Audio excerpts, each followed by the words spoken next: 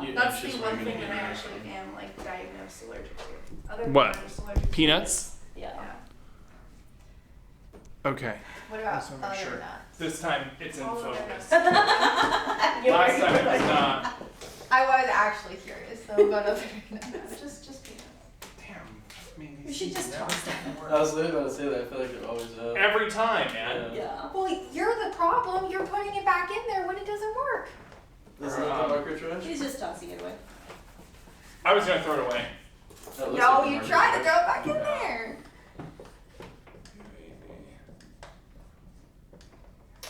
Okay. How's everyone doing this week? So much better. In just feeling better, you mean? Last week, yes. Yeah. That's good. I mean, I'm kind of over COVID, and I mean it's super disruptive and It is just horrid. bad timing too. You know, kind of stacking that on top of. Oh, I just got the notification for the book club, Annie. Leave too. alone. Yeah. You guys all. Are we starting a new book club now? No. New year? No, I'm not. Yeah, you guys can. I mean, you could say you are, but I mean, we said I'm we not even were. looking at you, Kyle. We said we were, but we didn't.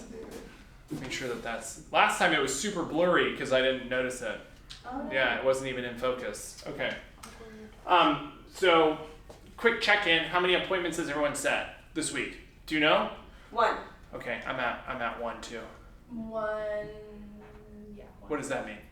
Well, one was like in the process of going to be an appointment. So. Okay, but it's not set yet. No. Okay, so 1 only, One. Then yes. and just then 1 in process. Yes. Okay, got it. Good.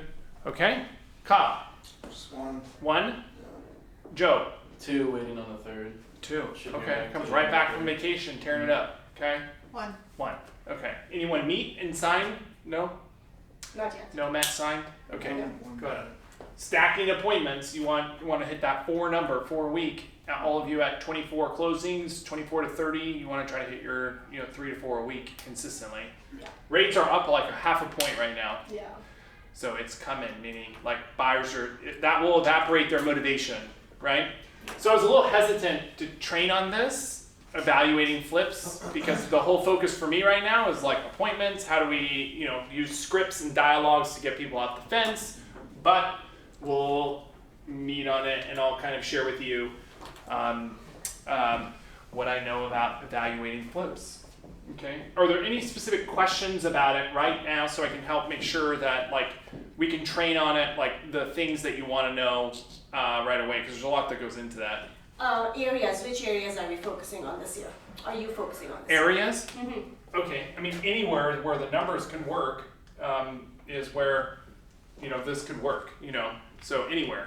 If the numbers work and there's money to be made, it can work really anywhere, right? Okay. What else? Annie, you're the one that requested this, so. I want to know all of it. How about like condos?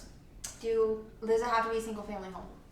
I would prefer it to be, definitely, but it's not, I wouldn't be against, I mean, if the numbers, again, it goes back to like if there's profit, then Which it doesn't there'll be really less matter. It profit. doesn't matter if it's a mobile home, a piece of land, or anything, right?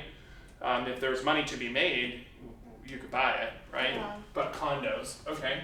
Is 50,000 the gap that we're still shooting for? I thought it was 30. Profit. Yeah, I think it's 30. Oh wait, the flip or the 50,000. profit? You mean profit? Well, I mean just the number of like after repair value. possible. Okay, we'll go into that. And I want you particularly to be listening to this Mhm. and thinking about how can I help build a spreadsheet that can simplify this a little bit. That was gonna be my second question. Yeah. If there is a dedicated spreadsheet. There are, I don't use one, but there are, Yeah. there's lots of them, but they're rather complicated. Mhm. You put all of your repairs in there. I just want one that has some kind of formula that, defaults to 10%, right? For the Okay. costs of buying, holding, reselling. Mhm. And then we can quickly just put in what we think the customer wants, minus the 10% for the closing costs, and then put an estimated repair cost in there, and boom, it spits out a number. Okay. Super simple, on the fly we could do, Yeah. right? Okay, so let me make sure that this is recording. Okay, so it'll be up. Huh? Since it'll be on YouTube, I don't need to take notes. You can take notes if you want. I'm gonna put it in YouTube and Nuclino. Yeah. I got a quick question for it, and it's just, you know, how have you been finding them the past year? Like, what's been your main source? Where to find flips. Yeah, okay. Okay, Yeah, realistically, just like a step by step. okay. And major things that. So, I mean, to answer that question, where to find them, it's everywhere. You know, I mean, they could be on the MLS, they could be, most of them are going to come, at least the ones that I've purchased, are off market because I'm getting the listing appointment. I'm at the table already. I make them an offer, right? That's where you're going to find your best deals. So finding off-market opportunities and then presenting them the option of, cash offer versus traditional versus concierge, right? Yeah. So that's where most of them come from. Like the source of that can be anything. It could be we're prospecting and called them and they were interested in selling. It could be internet related. They could call in off of a radio ad, right? But the number one ways that I would say to generate opportunities would be just looking for them. It meaning like always thinking about like if you see a property with a customer, it's deferred maintenance, right? And it's not a good candidate for financing, let's say, and it's in a good neighborhood, let's say, of other, there's a good spread in that neighborhood, meaning the house is $325 and homes sell for $525 in the neighborhood, right? But it needs $100K in remodeling. Does that make sense? And also giving customers the option that we can provide them an offer if they want it, right? But where to find them would be like probate, divorce, foreclosure. I mean, everyone, the people who do this for a living, like they are building lists of all of these things and prospecting those lists, just like we do. They're hitting them via phone, via text message, via mail, via you name it, right? It's no different than hunting customers as buyers and sellers. You're just targeting them with a different message and looking for a different customer. Does that make sense? But in all realistic point of view for you guys, you're more going to see this as you're out and about driving and whatnot, or a customer is going to have a property that fits, right? And you're going to have an opportunity to know off the top of your head, is this close enough to make it work? Does that make sense? Yeah, and talking about it more will just bring you deals, right? That's why I started talk about it more in like the Facebook groups in the office. I've gotten like 3 referrals, in the last 3 or 4 weeks, because just agents having the knowledge of, there's an opportunity to renovate the home and sell and partner, has them thinking about it, and then it's an option when they meet with that customer versus, we'll just list the home traditionally. Make sense? But there's a whole laundry list of ways to find, if you're just looking to find flips, right? And then agent referrals. Trying to prospect for them is a whole endeavor. I mean, you're spending some serious money to try to go hunt and find. Usually it's mail related. You're mailing them twice a week to specific lists of people who have high equity or liens or various financial problems, right? So that's where they could come from. In our world, though, in the MLS, it works too. As long as you're looking for it. However, I don't want you guys spending a lot of time hunting for flips, right? It doesn't make financial sense for you to do that. You'll come across them as you open your eyes, and as you're working, and that's how the opportunities come. Like, I'm not hunting them, right? I don't have any money dedicated to hunting them. I don't have any person dedicated to hunting them. They just come by way of default of doing real estate business. Make sense? Hopefully someday we'll like actually hunt them. But the key is like, at least for me, is understanding. I've kind of worked it out to be like when let's just say there's a $300,000 home, right? That's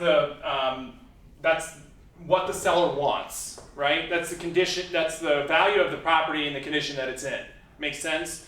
And say we're evaluating this off market, right? they could get 325 on market, right? In that range, maybe 300 off market, right? If they renovated it, they can get 500 to 530, right? So let's just say the after repair value.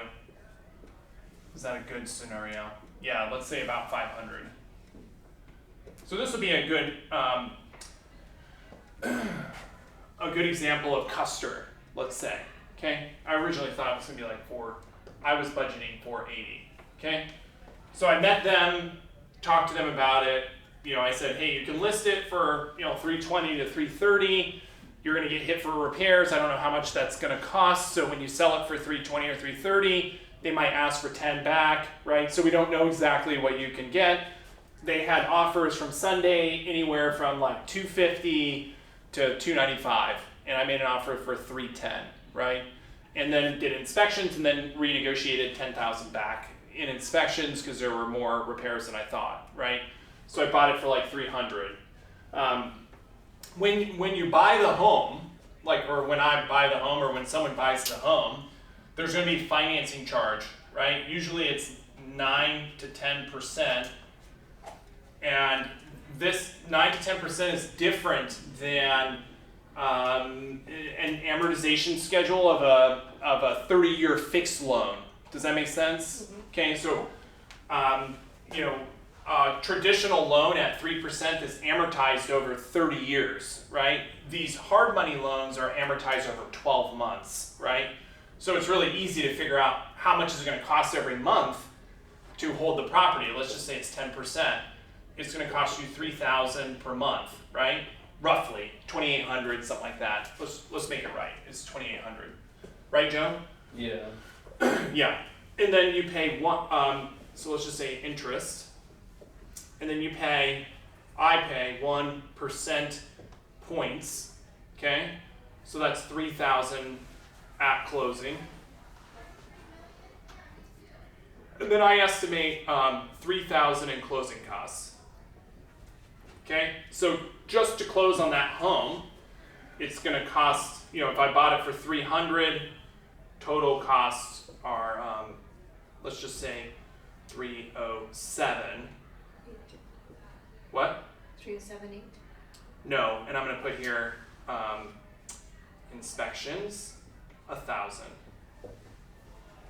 Okay, because usually we're doing home, pest, roof, sewer line, and those add up to about 1,000, right? So it costs $6,000-7,000 to buy the home. Make sense?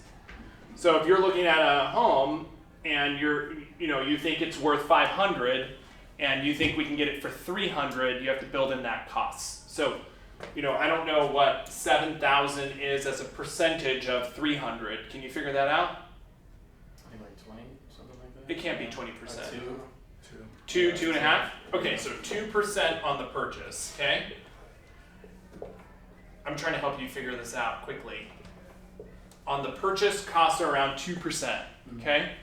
And then let's just erase this now, the on-market approach, because we've already bought the home, right? I write the offers with a 10-day closing, 5-day inspection, cash. And then I offer up to $10K to move out. That's big because a lot of times these people live in the home, they don't have any money, and that's like their holding point is, I don't have money to move, so I don't want to list the home because it's in bad condition, right? So offering them some sort of incentive, like a cash draw to get out of the home, is in my experience, it's really beneficial, or a free rent back up to 2 weeks. Okay? Free rent 2 weeks. And I'm willing to go up to 4. I'd rather not go over 4 though. Okay? And all of that needs to be factored into what we're paying, because for 2 weeks you'll find, let's just go in the holding phase and repairs. It costs us $2,800 per month. It sits there, right? So if we're giving them 2 weeks, that's $1,400, right? If you give them 4 weeks, that's $2,800, okay? So all of that adds up to cost. And then oftentimes in this, I'll budget, let's just put this, budget haul away cost. You gotta think about that, because oftentimes they leave a bunch of shit in the house, and that can cost $800, $1,000 right there, right? I don't budget that in the repair costs. That's like part of like your acquisition, let's call it, okay? So holding costs, you have $2,800 a month if it's $300,000 or 10%.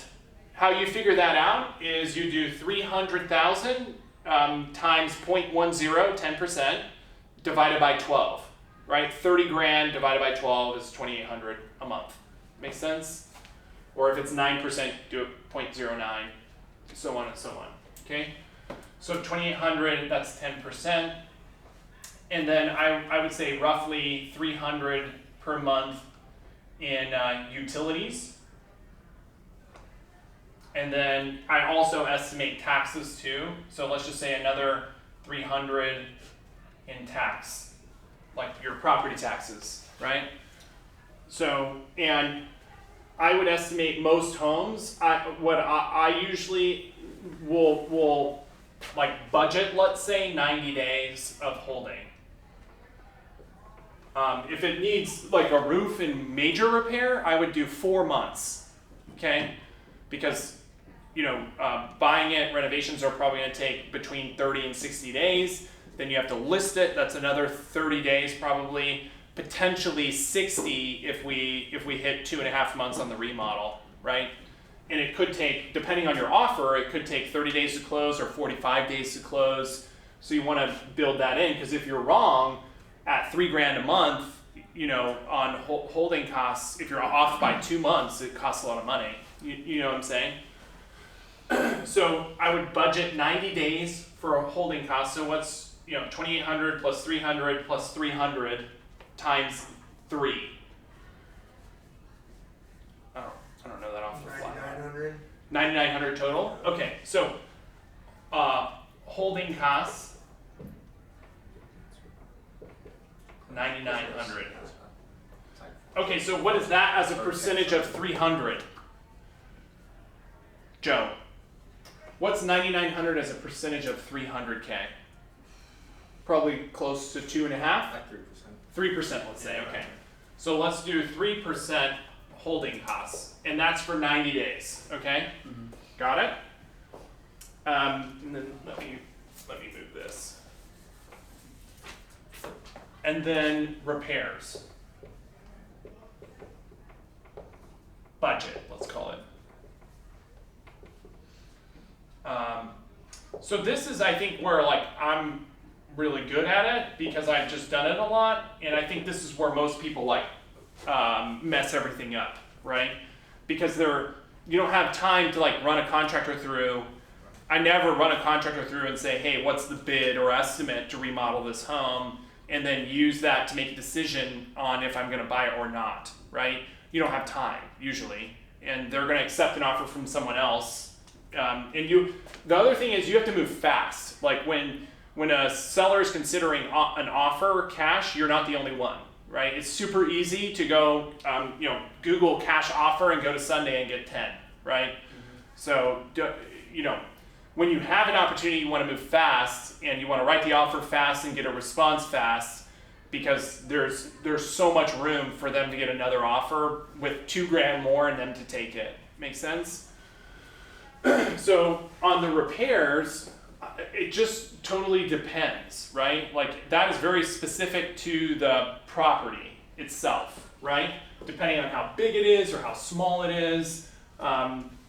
If it's between, let's call it 1,200 square feet and 2,000 square feet, and it doesn't need a roof, air conditioner, or windows, those three things are the ones we try to stay away from, right? I would guess that it's going to be between 60 and 80,000 remodel costs, right?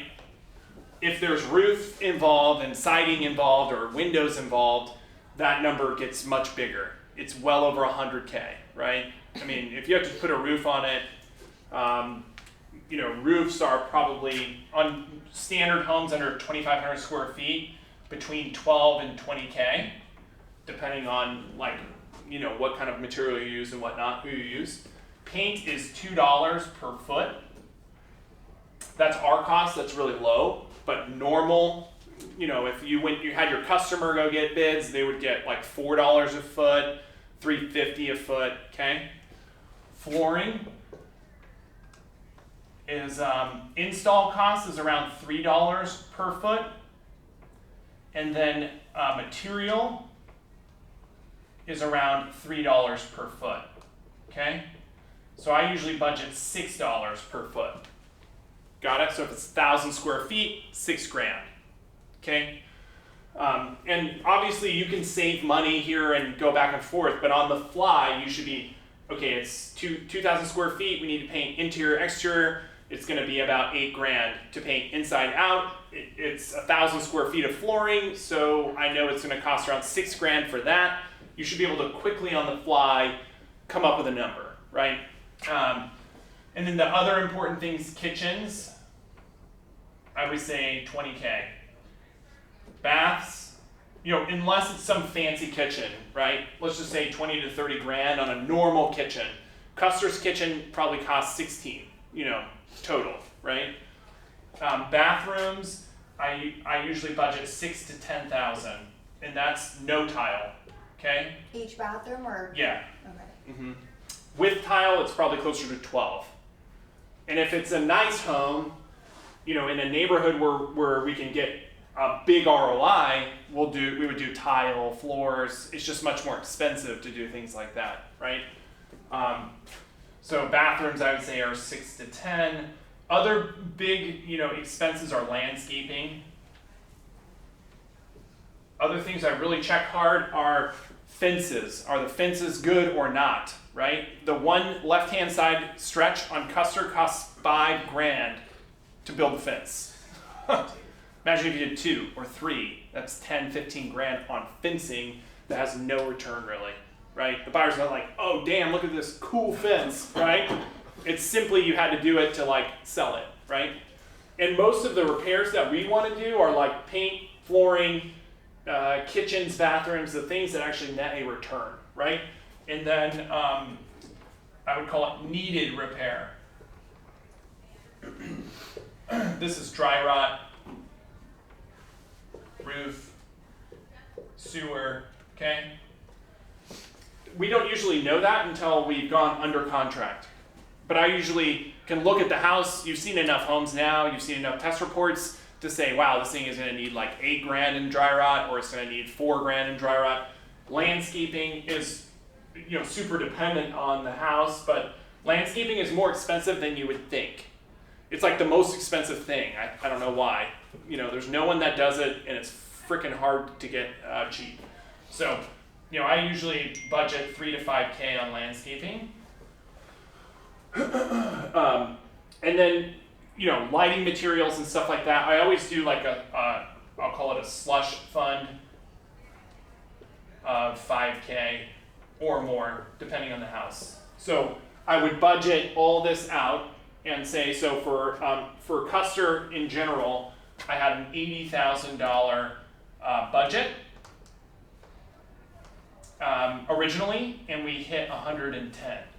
Okay, so spent an extra 30 grand on Custer because we had to replace the siding, and everything just costed more money. You know, the other things you want to think about are electrical,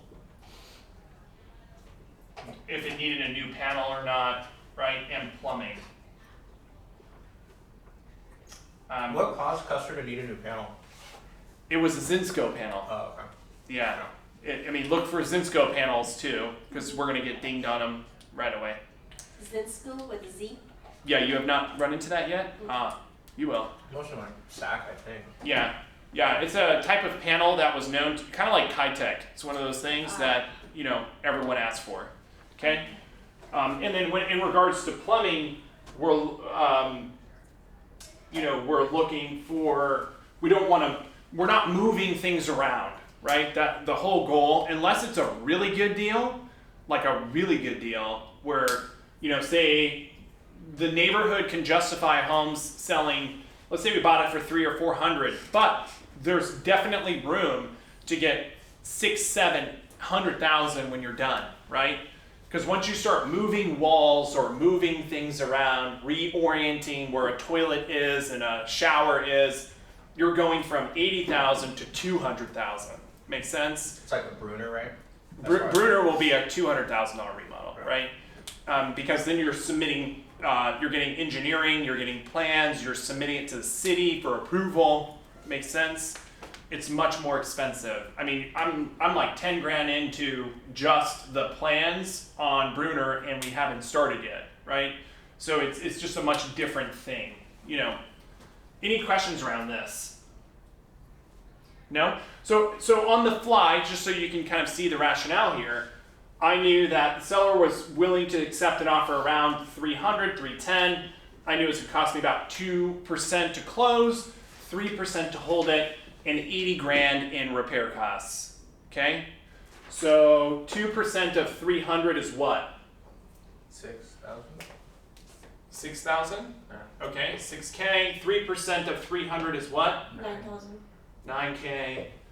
And then plus 80,000, so that's 96,000 invested, right?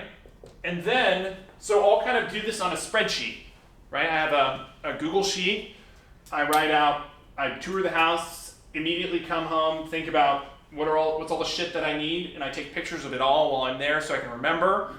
And then I'll kind of detail out the purchase just like this, right? And I get down to the net number, how much total is it going to cost? And then I will estimate 90 days of holding costs, okay?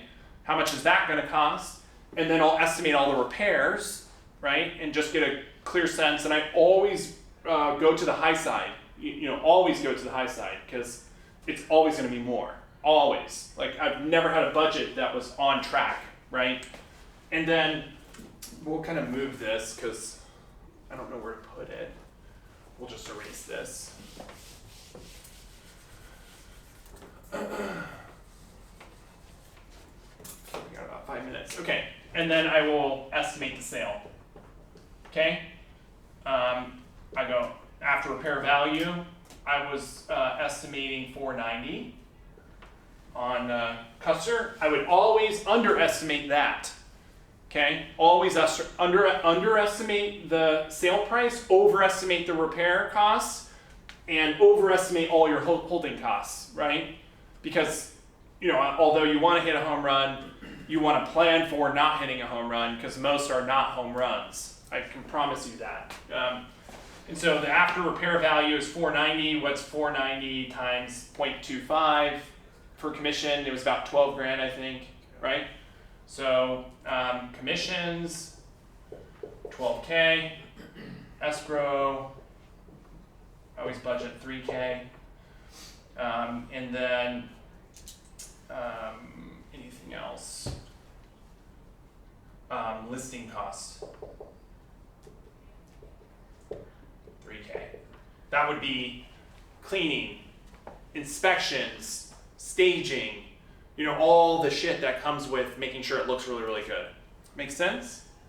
So if someone can do that math quick for me, 490 minus 12 minus 3 minus 3.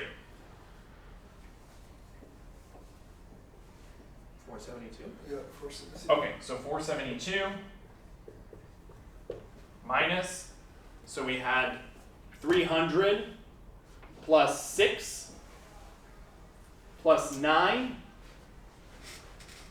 and then plus 110. Did you add it up? No?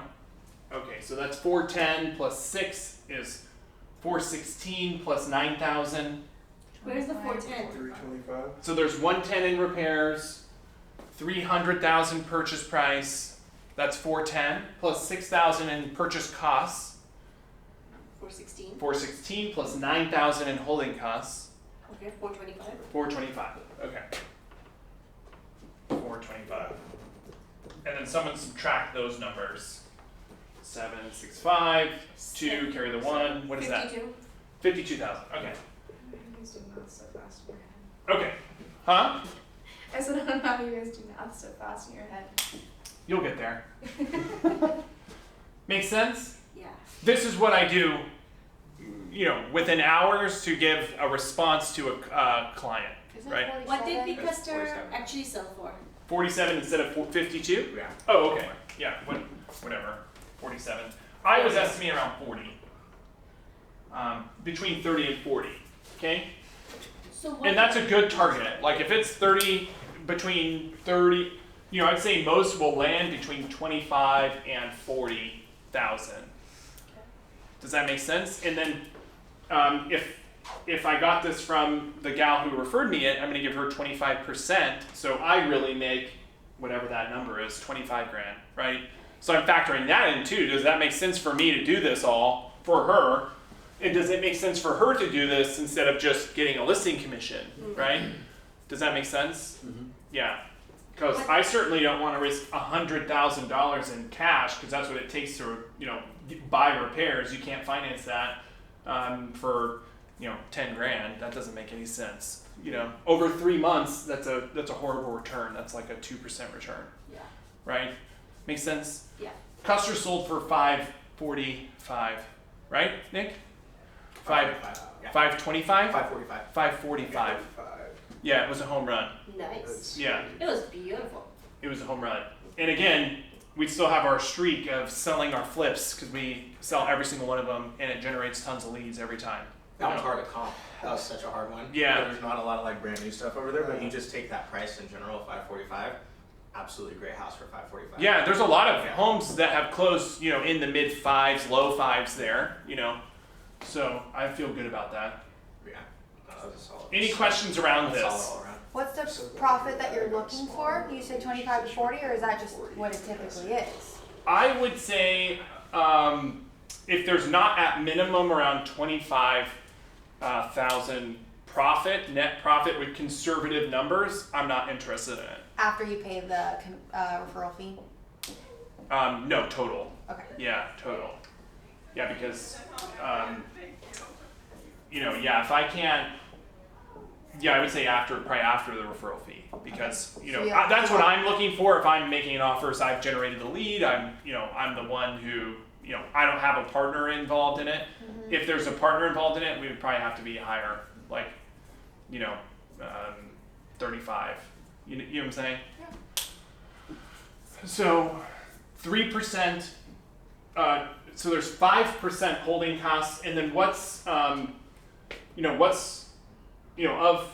so there's 2.5% here, 0.5% here.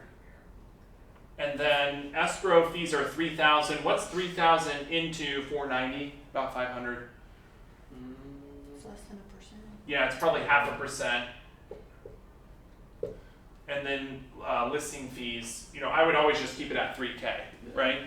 Which is, in this instance, it's about 0.5%. So we have 3% there, okay? So if there's 3%, 3%, 8%, or that's 8% total. Got it? Mm-hmm. So quick math, at, you know, if we offer, if they want 300, the quick math on all costs to close, hold, and close again is 8% of 300, whatever that number is. What's 8% of 300? 4,000. 24,000? Okay, so 24K. And then all you need from that point is what the estimated repairs are going to be. Got it? And then what the estimated sale price will be. And let's talk about that real quick. We got 5 more minutes. Does anyone need anything here? Okay.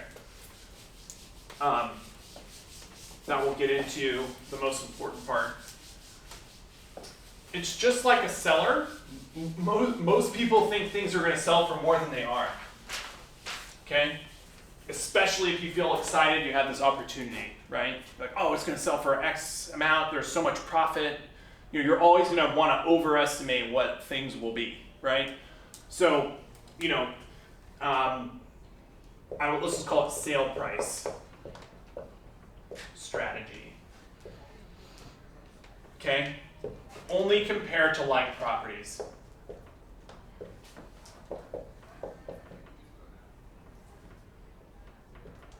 That means like bedroom count, bath count, pool or not, right?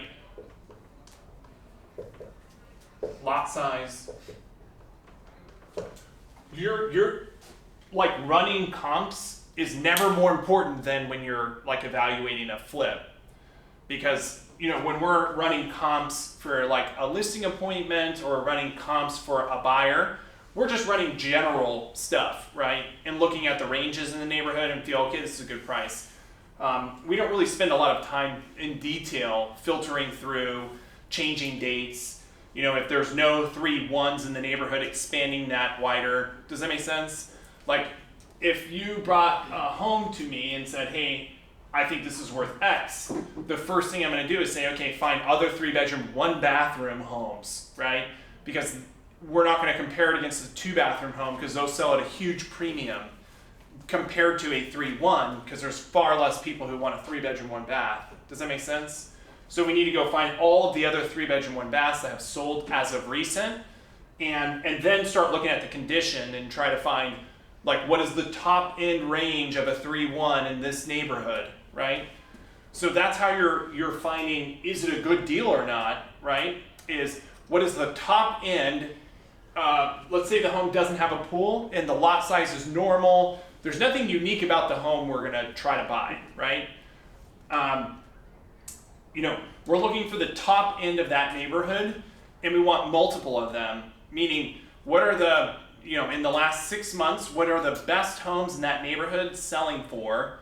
Not the one that sells at the tippity top, right? Because we're hopefully gonna be that one, right, in the future. But you don't wanna compare to the one that is the variable, because there's always a variable in the neighborhood. Like one sold for $525, the rest sold for $480, and the ones at $480 are all fairly comparable, right? Like good condition, buyers would want them. You know, that one person just timed it perfectly, and for some reason there was no listings available and they got like the crazy offer, right? So you're looking at, you have to be like really specific about the criteria, because if it's a 4-2, let's say we're looking at a 3-2 and there's only a 4-2 comp in the neighborhood and we see it close at 550 and we're like, dang, we can sell this home for 550. I would challenge that because it's a 4-bedroom, 2-bath. That's a, you know, bedrooms aren't just like $5,000, right? And depending on like the condition of that home, you know, you want to compare it to exactly the kind of home that you're looking for. Also, you want to try to find other homes that were deferred maintenance and find out what they sold for, right? Because there's always some in the neighborhood over a 12-month span. There's going to be some homes that were purchased that were deferred maintenance and they were fixers, and we want to see what that baseline is. What did other people pay for those fixtures in the neighborhood? Make sense? You know, there's going to be some on the low end. We're trying to find the median, and I always will estimate the sale price at that median of like the closest sales to the date that we're looking at it. Does that make sense? Like I don't try to estimate future value. I know in my mind that, you know, let's say on Custer, I saw a comp at 450, right? I was prepared to sell Custer at 450. Does that make sense? But I knew it would probably sell for 490 because, you know, it was 2 or 3 months down the line. I knew what we were going to put into it, but I was going to be okay at 450.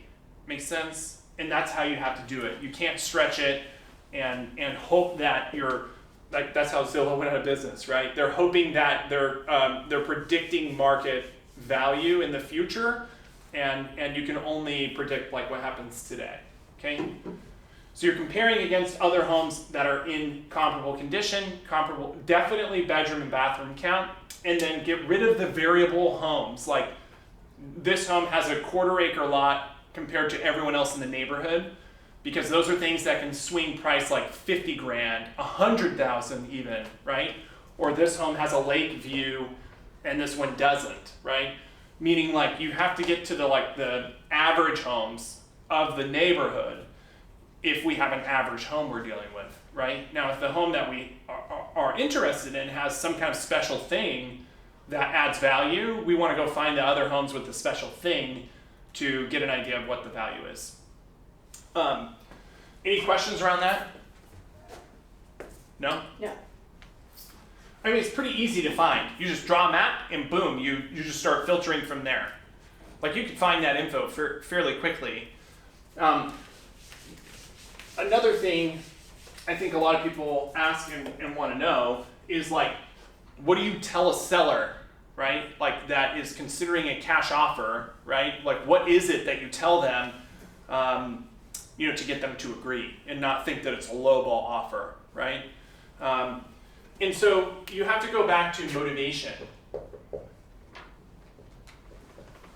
It's just like a lead. It's no different than prospecting, lead follow-up. It goes back to getting the clear motivation, right?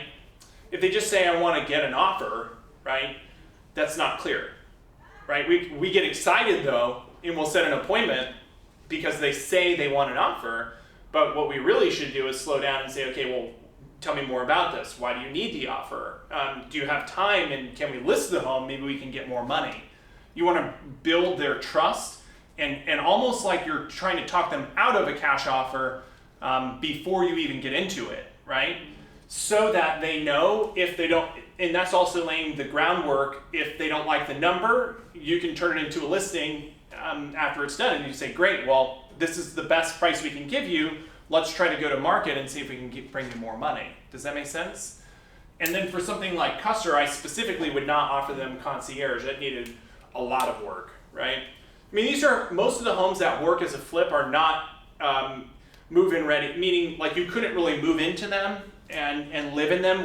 It's not just cosmetic updates, right? It's not just a dated home on the inside.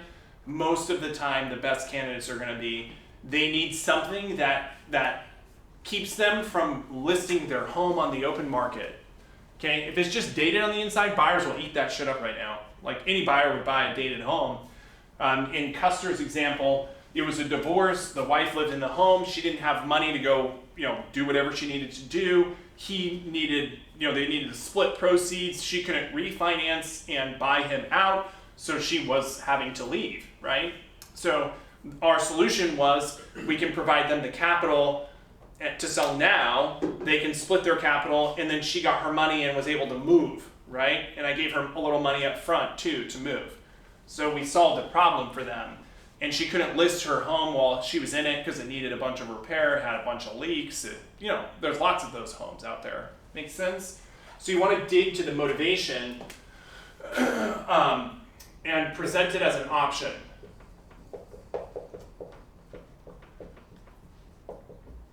And I would say things like, we are the buyer. Especially when they find out you're an agent, because, I don't know, it's just whenever someone's getting ready to sell, just like they wind up in our world, and I always tell you, like, pretend if a lead is a lead for us, it's a lead for all kinds of other people. Like, we need to treat every customer like we're going to war and we're fighting everyone else off. And if you don't, you'll lose, right? Same thing with these. When they become in the market to sell, like they're getting inundated with offers. In their mailbox, in their email, on Facebook. Once they start thinking and clicking around on stuff, they are just getting inundated. And most of them are real estate agents that can't actually give them an offer. They're trying to get the listing, right? And so you need to be clear with them. What's unique about us is we run an innovative real estate company that buys homes for cash. We are the buyer, but we also, in the event you don't want to choose that option, we have an in-house real estate team that also sells more real estate than everyone else, where you can get real full-service real estate, right? If you don't want to select this option. Most of the investors you're talking to they're not worried about what your experience is. They're not worried about a bad review. You can't find them, right? You Google their name, they're not a business, right? And so that usually helps build rapport with the customer. is like, hey, I have a reputation that I'm trying to protect, right? Like, I'm not going to give you a lowball offer or risk anything with my reputation because it's worth millions of dollars to me, right? And so that will help buy like rapport and trust from that owner that you're not just a real estate agent trying to get a listing, and you're not just an investor trying to lowball and steal equity, right? And I would say things like that to them, like, we're not going to lowball you and try to steal your equity. We're going to try to give you the best deal possible, and we're a licensed real estate company, so we relist our own homes. That helps us save money, so we can give you more money up front. Make sense? Like, you want to make that distinction right up front, because if they think you're a real estate agent trying to go for a listing, they will ignore you, right? You need to give them what they want, right?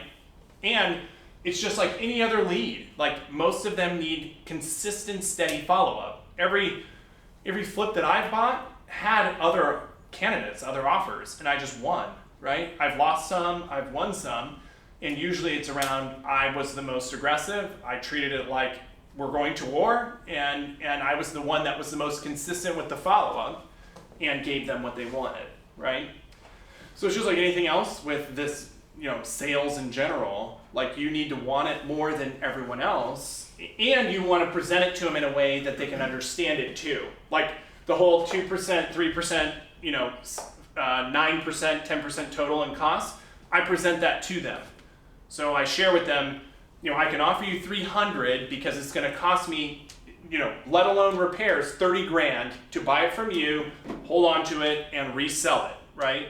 I still have to pay a real estate agent when I go to sell. And so I'll show them, because they'll think right away, 300, my home, Zillow says my home is worth 350. And I will share with them why it's 300, costs 30 grand to close. Whether I close with you or you sell and pay realtor fees, we're paying that 30K somehow, right? And that's why I'd rather give you a net offer price. Make sense? And then I would present them the offer. Before I even write a hard offer, I usually am on the phone with them discussing that. Have a net sheet ready to go with no fees, 300, no fees, standard closing cost splits. That way, when you're talking to them about the numbers, you can talk to them about a legit net. And then I always throw in, what's the word I'll say? I'll tell them. We can flex numbers a bit. Meaning, like, hey, if this doesn't work for you, let me know. I try to make the best offer I can, but, maybe I can get an additional bid and make sure that I can save a little bit more money. You tell me what you want. And you can fish out right away if they want way more than what it's worth. Make sense? There's no one that's going to flip homes for a $10,000 margin, right? And what we pay in repairs is not, obviously we probably don't get the very best deals. Contractors and people who flip 50 homes a year might get better pricing, but it's not by that much, So I'd say once you hit that $25,000 mark, that's where a lot of investors are making offers, meaning there's a certain group of investors that are willing to buy and renovate and resell homes for $25K at volume, and they can do it within 2 to 4 weeks, and they can get it done quickly. And then there's another group of people who want to make $100,000 and they're not ever winning homes, right? They might win 1 or 2 a year, right? So, you want to just quickly assess it. Make sense? Good? Yeah, but we don't want to go hunting flips. You're not gonna make any money. Seriously, you're gonna spend a ton of time, evaluating deals, and I know we all listen to Bigger Pockets, but they say evaluate deals. Do that while you're working, and only now have I afforded the opportunity to actually spend some time on doing this. I could have bought way more flips 2 years ago, 4 years ago, but only now do I have free hours. I spend maybe 10 hours a week on this, but I'm also, that comes after my lead gen, and that comes after my running the business and making sure that we all have what we need. Then for fun, I do the flip stuff on Saturdays. I spend 2 to 4 hours on Saturday running around to the houses, making sure that shit's going good, right? So you know, this is not your leading income provider, right? If this is your goal in the long term to become a real estate investor, I do too. And so use your income and sales skills, because you're not going to be a good real estate investor if you're not a good agent, period. Like if you can't convert sales leads into customers, you can't convert investor sales leads into customers. It's just as hyper competitive. It's the same thing, right? This is another arrow in your quiver, and then my goal is to help power that for you, so you don't have to worry about how do I get money, and I don't want to take the risk, and you're risking your only 20 grand you have, and you know help you eliminate all the mistakes of the renovation, because you can immediately go negative on a property with 2 mistakes, right? Yeah, I mean, if you miss a window and you're a month late, and then you do the wrong repair, you miss something in the inspection and it costs 10 grand, you're done, right? It's out, you lose. And so you never go to zero though, right? I mean, you could lose money in a flip. I've lost money, but you never go to zero. Make sense? I mean, I guess it could. You know, the people in 2008 got crushed when they had a bunch of homes, you know, and they weren't making any money on those homes. But, you know, when you're investing, you never go to zero. So you need to not look at it as like, hey, I'm putting this money into this thing and it can go away. It's pretty rare something goes to zero, right? If you're investing in the right thing that you know. Make sense? So you should all absolutely be pitching the same thing. And you definitely should be using this to your advantage, because I'd say 25% of our customer leads we have this conversation with. I have had this conversation with. So you should be internalizing, we make cash offers, we have these options for you. You know, we're the one-stop shop. We don't want you to have to go to an investor over here that you're going to risk losing your equity to, right? And you can, you know, the person who is considering an offer can look us up online and see all of our reviews, right? And I would challenge them to say, like, hey, if you're getting an offer from an investor, you should Google their name and see, like, can you find anything about them? And if they can't, why would they take an offer from that person when they can get an offer from us and make sure that they're getting a fair experience, right? Make sense? Cool. Any questions before we bounce out? No, thank you so much. This was really cool. Well, I know that you guys have wanted to. Oh, I hope that it kept recording.